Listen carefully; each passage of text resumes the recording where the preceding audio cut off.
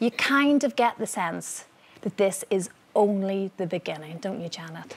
Yes, I think there's a document circulating that's been printed in a lot of the papers today, and it's certainly online with all the names blacked out, of a whole list of people who it says have been engaging in all sorts of sexual activity.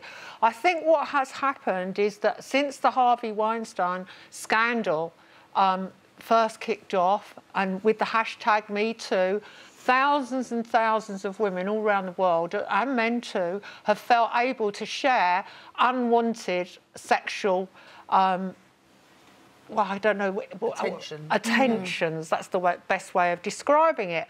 And not surprisingly, the women and some men that work in Parliament, and these aren't necessarily MPs, these are very junior people, because I think we have to remember that each MP chooses and pays for their own staff. They get money to employ people. So there's some very junior people working in Westminster, and the ages of most MPs are quite considerably older. And now people are coming forward and saying, yes, this person, you know, did this to me, and so on.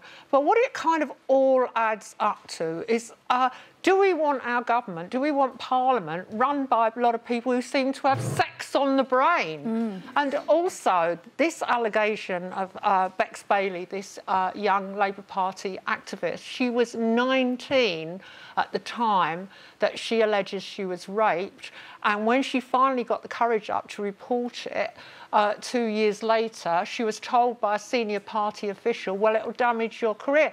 Now, if you take away all the politics, how many of us watching this programme have, you know, heard stories like this of junior people at work? It doesn't have to be in Parliament. Too scared to lose their job. Too scared to lose their job. If the boss or your line manager, you know, goes for a bit of a grope or a bit of an unfortunate fondle, and, you know, it's not OK. It doesn't matter whether it's on the factory floor, the warehouse, in an office or whatever. It's not OK. Yeah.